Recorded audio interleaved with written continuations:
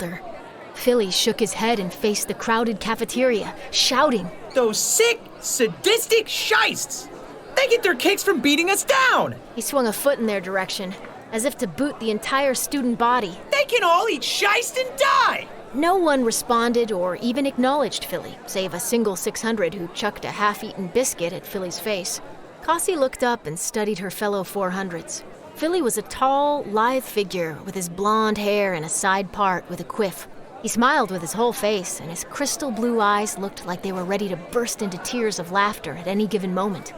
Adonis had Spanish eyes and was equally thin and wiry. His black wavy hair parted down the middle in curtains and fell just past his jawline.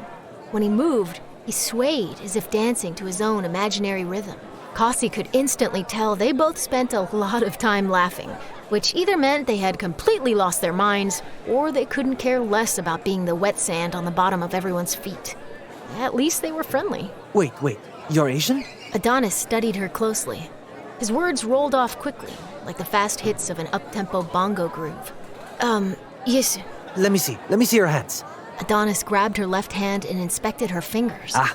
You must only be part Asian. What? Kassi snatched her hand back, examining her fingers. Full Asians don't have fingerprints. And you have fingerprints, so you must be only part Asian.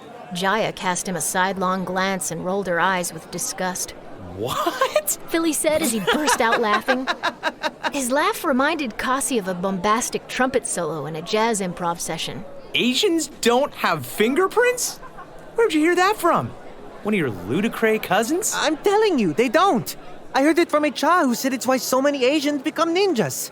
"Adonis, you soft-headed shyst. That's the dumbest thing I've ever heard." Just then, Savraya, the red-headed girl who had helped Kassi in the washrooms, joined them. What'd I miss? Adonis thinks Asians don't have fingerprints. He says that's why so many become ninjas. He had one of those infectious laughs. Kassi couldn't help but join in. After all she had been through that day, it felt good to laugh. Don't laugh, I'm telling you. Adonis's face reddened. Here we go again. Savraya shook her head before turning toward Kassi and staring at the burn on her neck. Shower curtain girl. That's me. Kassi instinctively felt the discoloration on her neck. Welcome to the trench. Savraya bowed. "You two know each other?" Savraya helped me with an awkward situation this morning, Kassi said, smoothing one of the many wrinkles in her uniform. "Do I even want to know?" Probably not. Savraya shook her head, closing her eyes and scrunching her face a little as she did so. "Savvy's a real loon, but she's one of us." Philly said with a loud slap on Savraya's back. I'm not a loon. Savraya retaliated by slugging his arm. "Right. Because normal people iron their clothes outside on their front porch." Philly said, rubbing his arm where she had hit him. What? It was smoky in my house. My dad burnt breakfast. "He burned breakfast? That's practically impossible. You hit a single button on the air fryer to cook it. How in Sheba's mystic mountains did your dad burn it?" Philly wildly threw his arms into the air. Our fryer is broken. Or what about that time when she came over to your house and brought her own cup of water? An actual cup. "And she called it her watercolor cup." Philly said with a point of his finger. It was watercolor. The color of water? "That's called clear. And you didn't think I would have any cups in my house?" Adonis laughed with a snort.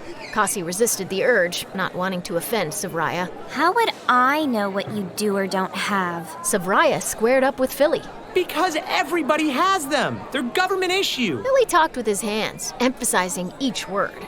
Kassi whipped her head back and forth between them as they rambled on. Everything about them was so foreign and odd, but at least they weren't cruel. So far, they were the only pleasant Gaians Kassi had met. 400s, you're up! Came the shout from the other end of the cafeteria.